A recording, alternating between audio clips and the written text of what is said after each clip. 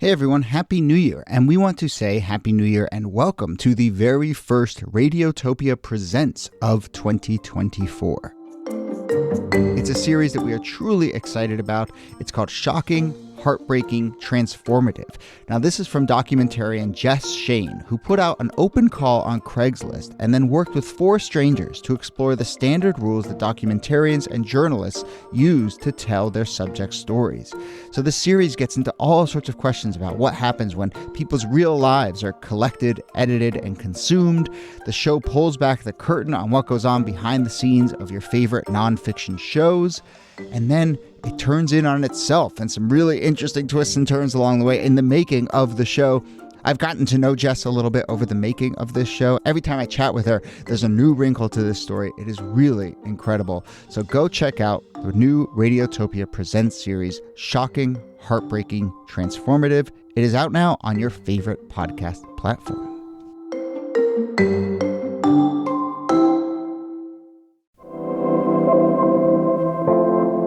Hello and welcome to This Day in Esoteric Political History from Radiotopia. My name is Jody Avergan.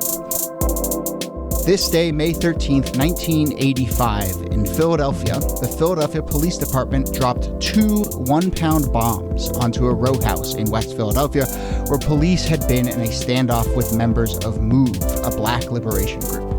The bombing of the rowhouse quickly led to a fire, which spread across 2 city blocks and raged for a couple hours before the fire department finally intervened. In the end, 5 children and 6 adults were killed and 61 homes burned to the ground. So here to discuss the MOVE bombing are, as always, Nicole Hemmer of Columbia and Kellie Carter-Jackson of Wellesley. Hello there. Hey, Jody. Hey there.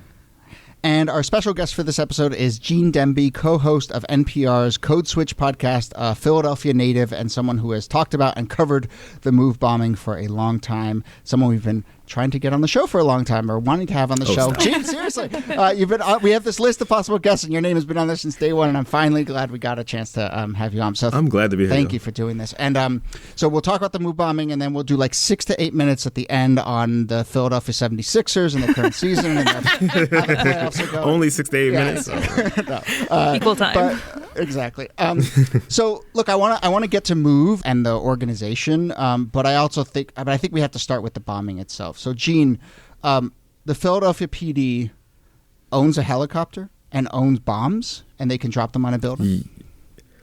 I mean, the details of the bombing are so like head spinning. You know, like every time you sort of like dig into what happened that day, you're like, why was this law enforcement response? It's like, why was it so ludicrously, well armed? Right? We talk about militarization of police today, but 500 police officers showed up on the scene in this middle class black neighborhood in West Philly with flak jackets and SWAT gear and 60 caliber machine guns and an anti-tank machine gun, and the state police sent a helicopter and they had bombs. Like, why would they have all this stuff? And just to sort of like zoom out a little bit, like 62nd and Osage, if you've never been to Philly, it's just like a regular working class, middle class black neighborhood in West Philly, right? There's nothing about it that sort of makes it stand out at all, right? It's a narrow block, like so many Philly blocks, really narrow, full of row homes.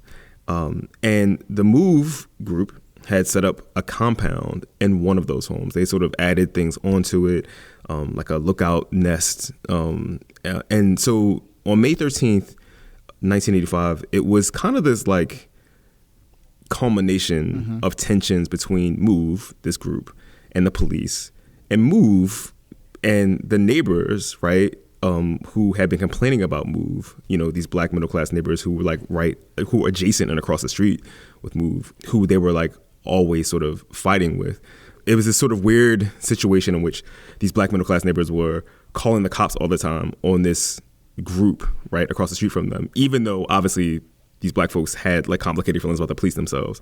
So on May 13th, 1985, after like sort of years of violent confrontations between MOVE and the city of Philadelphia and the police department of Philadelphia, the police department descends on this block. They shut off all the water, right, and electricity, basically trying to force MOVE out. And it's really like the details are sort of stunning because again, this is like a residential block. Once things starts to escalate, when they're sort of yelling at the MOVE members over the megaphones. Gregor Sambor, the police commissioner at the time, was like yelling into a megaphone, "Attention, MOVE, this is America. You have to abide by the laws of the United States." MOVE starts shooting at the police from inside this block, again, on this narrow city block, from inside this house. And the police department returns like 10,000 rounds of ammunition over the next 90 minutes. They just start shooting into this into the city block, into this house. And so it's just like this sort of really like heavy-handed response. And all this, by the way, is happening on live television, right? Like there are local news crews who are like have broken into their broadcast to like show you what's happening. They're sort of just outside the frame. You can hear the gunshots.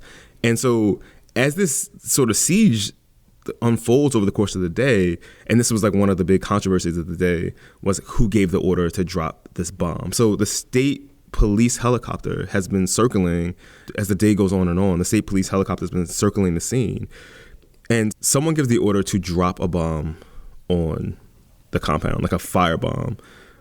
But again, this is Philadelphia. Like there's no space between the houses. When they drop the bomb on this house, on this sort of this lookout nest, the house quickly catches on fire. But it's literally sharing walls with, houses on either side. And so those houses catch fire. And within a couple, like by the end of the day, the entire block is on fire. And these are narrow Philly blocks. So the fire is like leaping across the street and setting houses across the street on fire. I mean, it's just like a complete catastrophe. And again, it's all happening on live television. Yeah.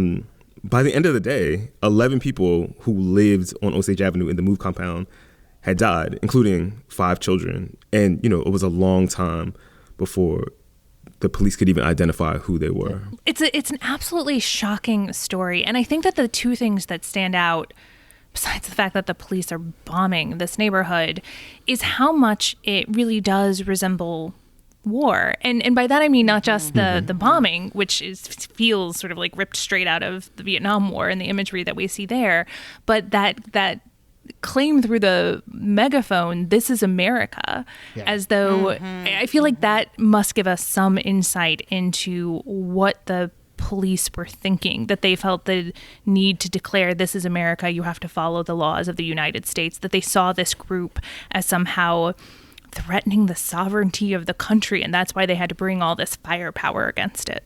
As a historical note, like, this is interesting to me because if you think about the amount of times that the United States has dropped bombs on itself, it's always involved Black people. So if you think about Tulsa, Oklahoma, and firebombing, Greenwood, and then you think about, Philadelphia, the commonality is Black bodies and Black humanity is just completely rendered like un-American, unhuman, in that you would never imagine that they would do this in any other community and have so little regard for the neighboring people around them. It didn't matter like who was at home during the time. It's even before the bombing, bullet holes have to be shooting through neighboring houses at the same time.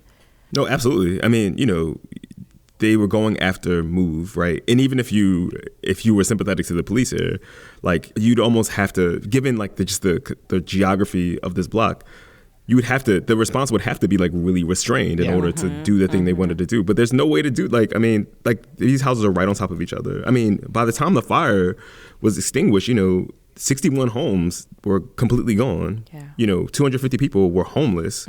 And that's to say nothing of, the 11 people and 5 children who died in the fire. I mean, it really is a sort of bizarre calamity in the history of the United States. And also, like, one of the things that was so compelling to me about like revisiting it as an adult, because I was really young when this happened, was just the fact that like it sort of just receded from everyone's memory. Like it was like, how could something like this, so like catastrophic, happen with the whole city watching, right? And it be a thing that is not part of the story that the city and the country tells about. It's like Waco, but in a city on live TV. In a city, right? And and then memory hold. But I think, Gene, to your point about the kind of like tactics, or we've all sort of talked about this, but the way the police saw MOVE is one thing, but the tactics that they employed clearly indicate that they also didn't see the neighborhood as a real neighborhood, right? You would never take on that level of militarization if you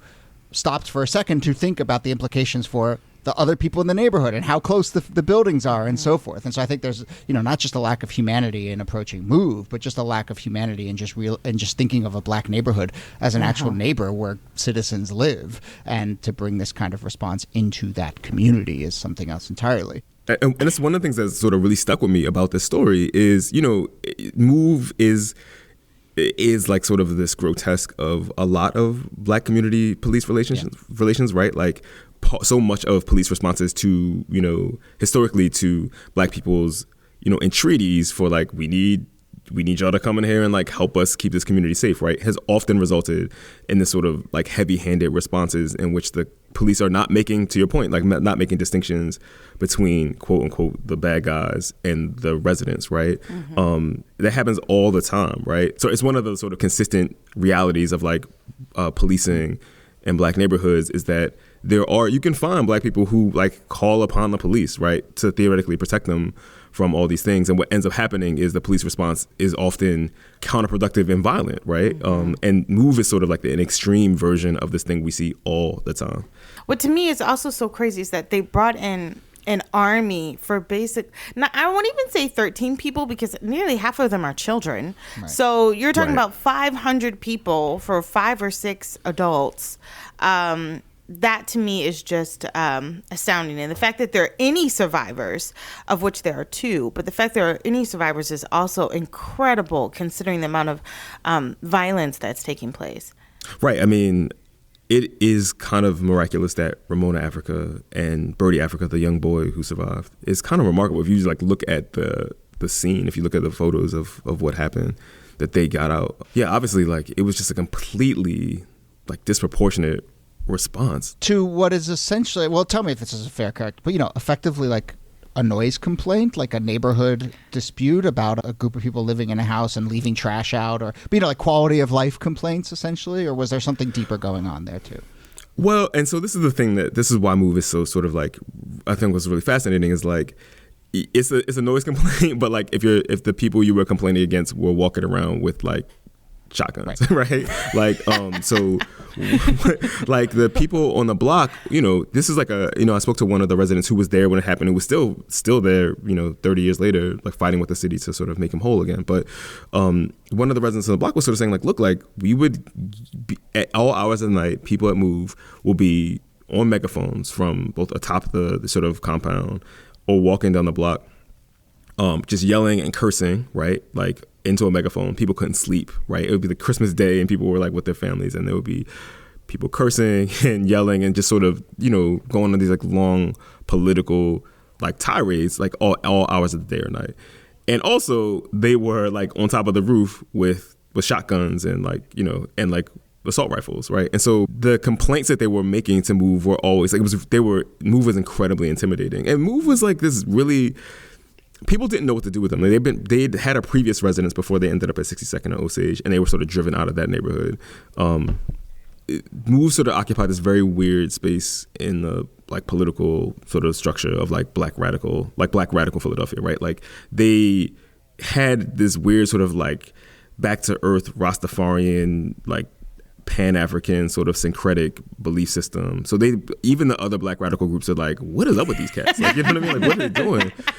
But at the same time, like what people kept telling me was like, because MOVE was such an obvious, like, provocative target, they often found themselves sort of like having to support MOVE because they were like, look, if the police were coming up and harassing MOVE as they move about the city, eventually they'll turn their attention to us, right? And so even though we don't like know what's up with these dudes, of these people, like we still share similar concerns with them about policing in Philadelphia. And so what you have is like these like, middle class, like black folks across the street from this group of people who like, were like legitimately kind of scary, right? Like they were like throwing trash off the roof, and the MOVE folks were vegetarians. So they're throwing like, banana peels and like, also like food to try this out of their house. And it is a quality of life complaint, but like, like you also got to understand why they would be like a little shook. Like, I mean, I'm going to ask you very forcefully to pick up your trash. And then you sort of like tap your shotgun, and I'm like, yeah, all right, you know what I mean? You can leave it there. You know. We're good. Yeah, We're exactly. good. Like, exactly. And so again, it's like it gets to this thing about like, okay, so you don't have a lot of options to resolve this conflict, and so you call the police. And the people on the block have been sort of calling the police for a long time on move. Yeah.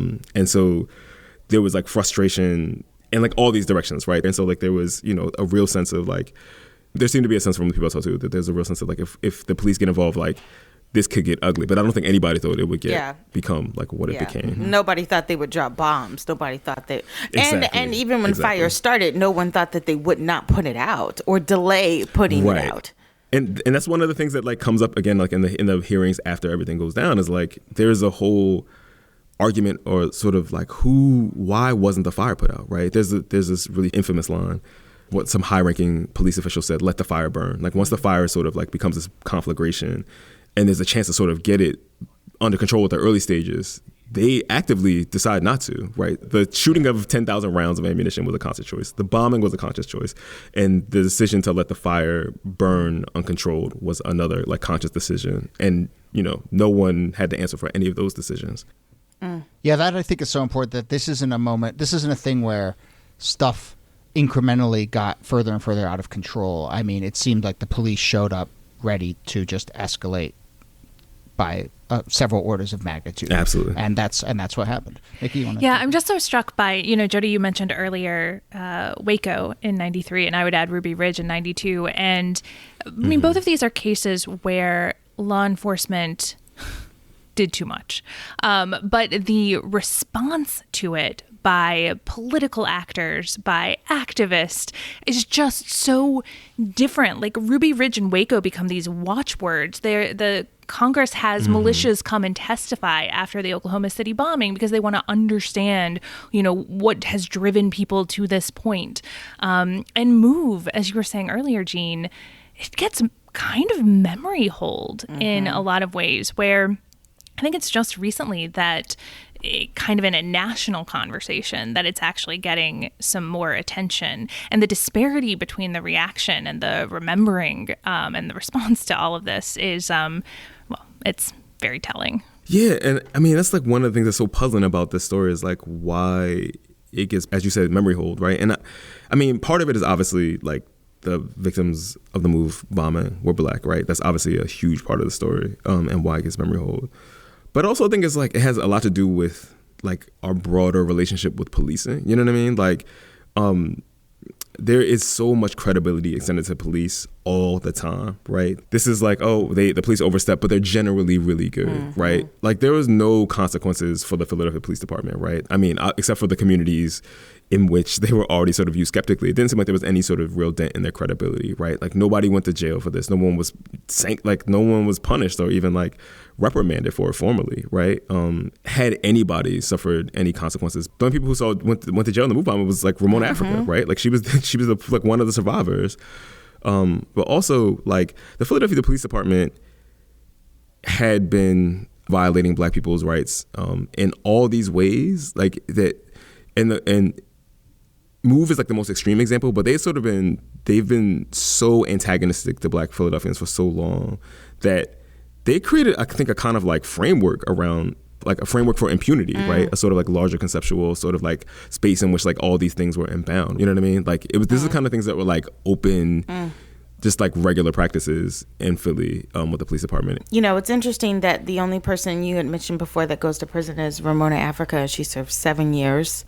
After she gets out, you know, she sues and wins about $1.5 million in a civil suit. But if you think about that, that's no money for the kind of harm that was caused.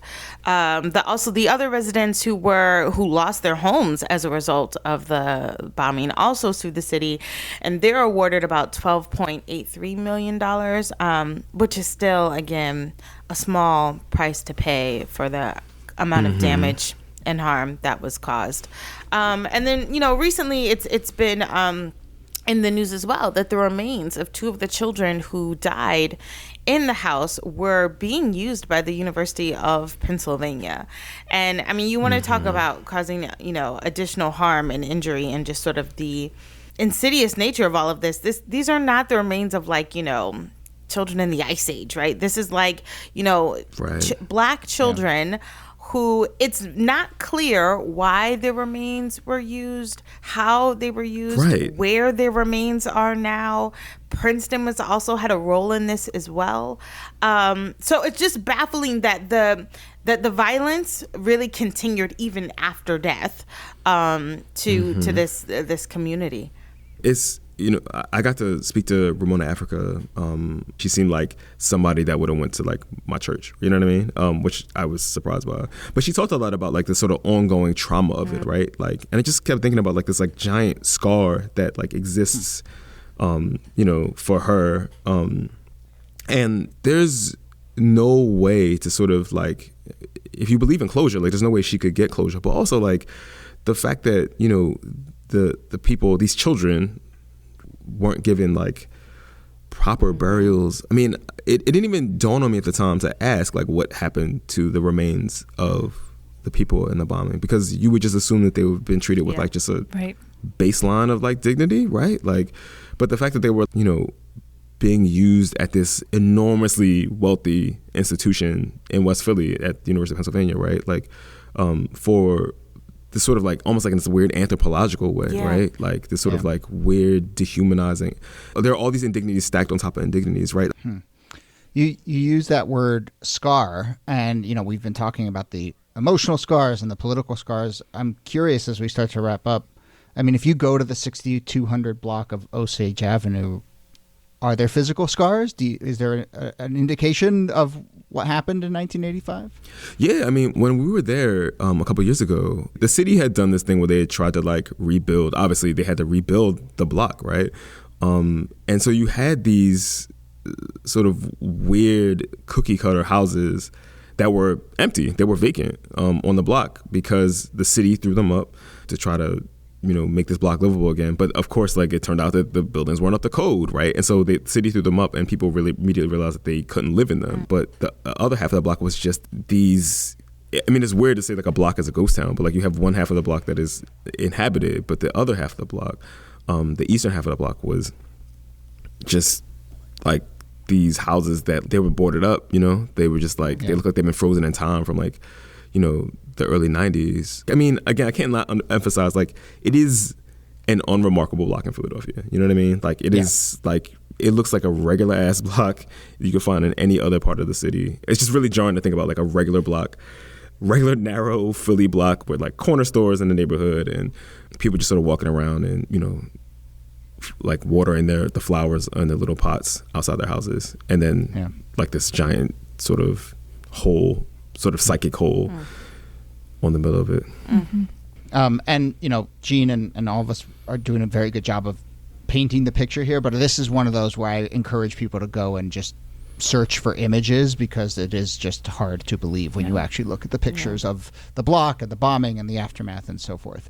So let's leave it there. Gene Demby, thank you so much for doing this, co-host of Code Switch, the fantastic podcast, and Philadelphia native. Thank you so much. I appreciate you. And Nicole Hammer, thanks to you. Thanks, Jody. And Kellie Carter-Jackson, thanks to you. My pleasure. This Day in Esoteric Political History is a proud member of Radiotopia from PRX, a network of independent, listener-supported, artist-owned podcasts. Our researcher and producer is Jacob Feldman. Our producer is Brittany Brown.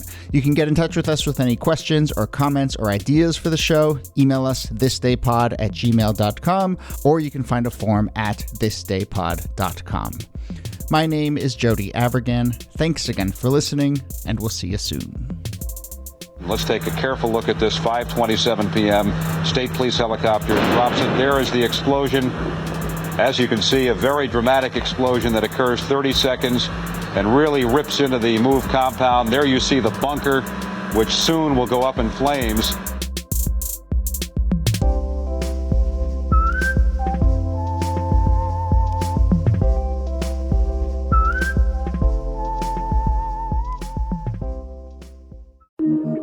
Radiotopia.